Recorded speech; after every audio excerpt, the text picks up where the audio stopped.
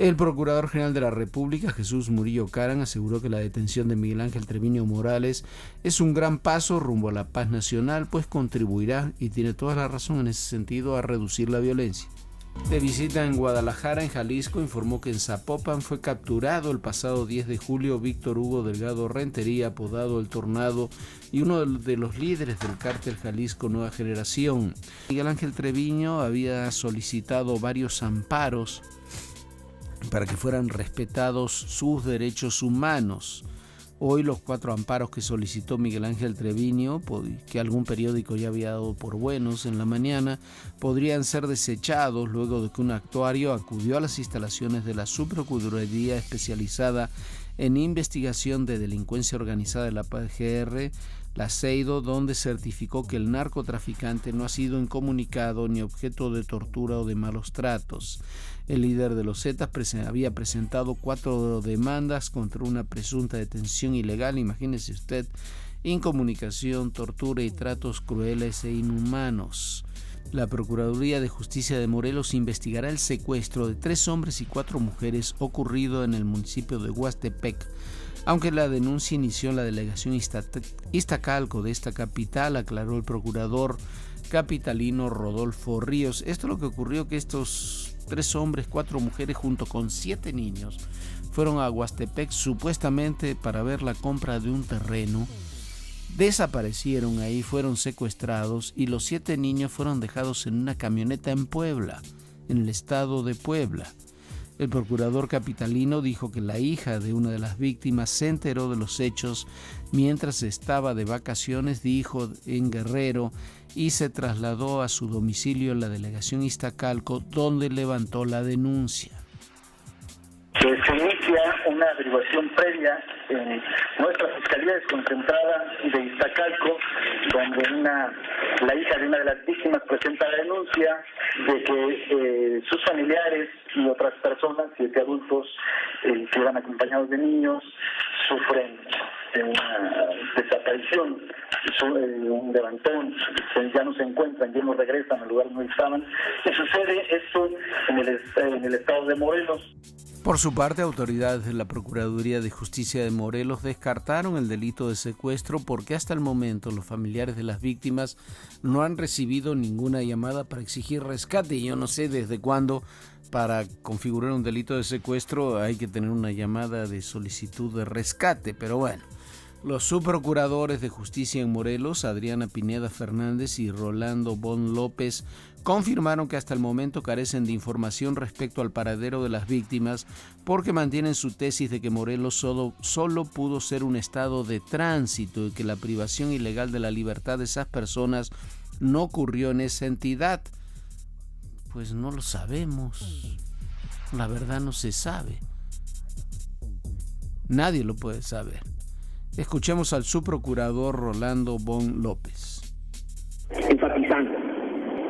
Número 1. La reunión fue en Huastepec. No hay precisión del domicilio que indique precisamente su llegada a Morelos. Se denuncia en el DF y aparecen en Puebla. La persona imputada tiene antecedentes penales.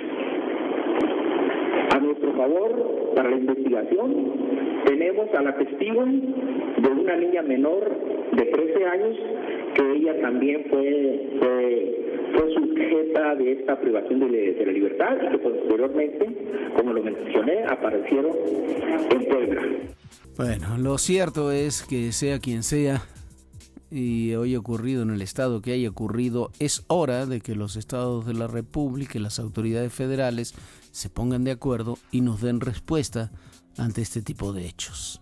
Lo que no puede ocurrir, lo que definitivamente no puede ocurrir, es que haya secuestros de 12 jóvenes, aunque algunos de ellos sean malosos, en el Barhaven, o que haya secuestro de 7 adultos mientras se abandona 7 niños en Morelos o en Puebla. Para efectos prácticos da lo mismo, y que no haya respuesta de las autoridades. El subsecretario de Prevención y Participación Ciudadana de la Secretaría de Gobernación, Roberto Campa, reveló que la primera causa de muerte de jóvenes en el país en un rango de 15 a 19 años es el homicidio. Lamentó que los jóvenes estén en el centro del fenómeno de violencia que actualmente padece nuestro país. Lo que pasa es que no están en el centro del fenómeno de violencia. Son parte integrante del fenómeno de violencia. Esto dijo Roberto Campa. Los jóvenes son la población principalmente víctima de la violencia, y los jóvenes son también la población perpetradora de la violencia. Monclova, Coahuila, el presidente Peña Nieto inauguró la planta Fénix para la producción de acero de Altos Hornos de México. La siderúrgica producirá más de 1 millón de toneladas de acero al año, con lo que se pretende que las empresas automotrices y otros sectores ya no importen el acero. Miramos primeramente en México los aceros con las especificaciones que demandan sectores estratégicos del país, como el automotriz, el ferrocarrilero, el energético y el de maquinaria pesada. Los 2.300 millones de dólares invertidos permitirán incrementar la capacidad productiva de esta empresa en 1.2 millones de toneladas de acero anuales.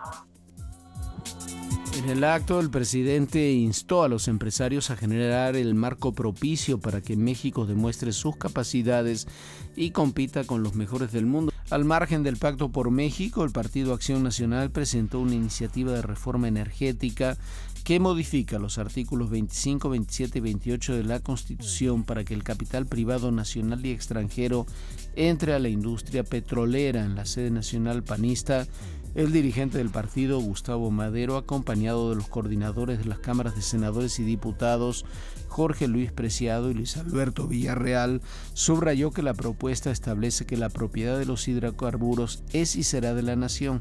Esa nueva privatización, o sea, no vamos a privatizar, no vamos a vender ni un tornillo de Pemex, ni una refinería, ni un pozo. Todos esos siguen siendo propiedad pública a través de Pemex. Entre los puntos destacados de esta iniciativa de reforma energética, destaca la entrada del capital privado nacional y extranjero, el cual podría llegar hasta el 49% en la extracción de crudo, refinación, petroquímica y distribución. La iniciativa será presentada a la permanente del Congreso de la Unión el miércoles 31 de julio. Anoche el propio Gustavo Madero aseguró que su partido y el PRD se quedan en el Pacto por México. Al término de la primera reunión del Consejo Rector del Pacto, luego de las elecciones del 7 de julio, Madero dijo que el acuerdo de concertación política continúa. Sin embargo, este jueves, el dirigente nacional del PRD, Jesús Zambrano, declaró que la reactivación del Pacto por México está en manos del gobierno federal. Advirtió que mientras la administración federal no aclare ni castigue a los autores de crímenes y delitos que violentaron los procesos electorales, el Consejo Rector del Pacto seguirá inactivo. Pero bueno, pues ayer se reunió. Pero fuera de eso, hay un punto que me parece que es fundamental. El gobierno federal no es nadie. El pronunciamiento que hicimos el domingo, sino de que hay una verdadera molestia de que hay agravios y que nos sentimos agraviados y que no vamos a dejar simplemente que los muertos que tuvimos, las amenazas claras, los triunfos que obtuvieron sobre la base de la participación del crimen organizado queden como algo que forme parte de la picaresca política mexicana. No lo vamos a permitir. El consejero del IFE, Francisco Guerrero, lamentó que los diputados no hayan llegado a los consensos necesarios para nombrar al consejero vacante y calificó como grave que no cumplan con las leyes. Bueno, yo creo que realmente es muy lamentable que quienes hacen las leyes simplemente no las cumplan. Había una sentencia muy clara por parte del Tribunal Electoral en el sentido de que se eligiera al consejero. Ni siquiera se llevó el asunto al Pleno. Simplemente se hizo un comunicado de la Junta de Coordinación Política, y yo creo que esto lo que señala es la crisis en la que hemos entrado en el proceso de selección de los consejeros. Consideró que ese incumplimiento reiterado manda señales de impunidad que no son buenas para el país. Este mediodía, el subsecretario de Enlace Legislativo de Michoacán, Rubén Pérez Gallardo, entregó al Congreso Estatal la segunda solicitud de licencia del gobernador Fausto Vallejo. El documento solicita 180 días que se sumarán a los 90 que se le concedieron el pasado 22 de abril y que concluyen el próximo 21 de julio. Se esperaba que la misiva con la solicitud de licencia estuviera acompañada por un expediente médico para conocer el estado de salud de Fausto Vallejo, pero usted sabe que ese estado de salud de Fausto Vallejo es como el que tenían de Hugo Chávez, es un secreto de Estado, entonces no se divulga, no se sabe. Lo único que se sabe de Fausto Vallejo es un Twitter que envió su hijo, si no me equivoco, diciendo que había recibido un trasplante de hígado. Fidel Calderón Torreblanca, presidente de la mesa directiva del Congreso de Michoacán, leyó la solicitud de licencia. Me dirijo a esa soberanía para solicitar que tenga a bien autorizarme una licencia para continuar separado de mis funciones de gobernador para el que fui electo por un término de hasta 180 días contados a partir de la conclusión de la licencia de la que actualmente gozo. Por su parte, el gobernador interino de Michoacán, Jesús Reina, se negó a emitir algún comentario sobre la solicitud. Yo insisto en un punto, me parece una barbaridad que se extiendan las solicitudes de licencia de un gobernador en la cual ni siquiera se dignan decirnos cuál es su estado de salud real. La Secretaría de Comunicaciones y Transportes concretó en Tijuana el apagón analógico postergado a petición de las autoridades electorales. Al vencer el plazo fijado para el 18 de julio, la señal analógica de televisión fue cancelada. La ventanilla que la Comisión Federal de Telecomunicaciones instaló para atender a las personas que se habían quedado sin el suministro del convertidor digital recibió más de 17,000 solicitudes, pero las cajas no han sido entregadas, ya que el proceso de distribución se realizará del 6 al 10 de agosto próximos. En las imágenes internacionales, la jueza militar en Estados Unidos, Denise Lind, se negó a desestimar el cargo más grave en contra del soldado Bradley Manning, quien filtró miles y miles de cables militares y diplomáticos a Wikileaks. Por el cargo de asistir al enemigo, Manning podría ser condenado a cadena perpetua sin derecho a libertad condicional. El militar estadounidense reconoció que entregó a Wikileaks miles de informes de batalla en Irak y Afganistán, así como cables diplomáticos del Departamento de Estado. Miles de manifestantes también tomaron las calles del centro de Madrid, aledañas a las oficinas del Partido Popular, para exigir la renuncia del presidente del gobierno español, Mariano Rajoy, acusado de haber recibido pagos de un fondo para usos ilícitos antes de que su partido ganara las elecciones de 2011. La protesta tuvo lugar después de que líderes de la oposición exigieron una explicación a Rajoy ante la Cámara Baja. El lunes pasado, el ex tesorero del Partido Popular, Luis Bárcenas, declaró que Rajoy, entre muchos otros personajes, había recibido sobresueldos secretos. El Premio Nobel de la Paz, Nelson Mandela, quien se encuentra en un hospital de Pretoria desde el pasado 8 de junio, cumple hoy 95 años. Con cientos de actos en todo el país, millones de sudafricanos celebraron el Día Internacional de Nelson Mandela. La ONU llevará a cabo una sesión especial para rendir tributo a Mandela y conmemorar el 50º aniversario del juicio en el que los tribunales del apartheid lo condenaron a cadena perpetua.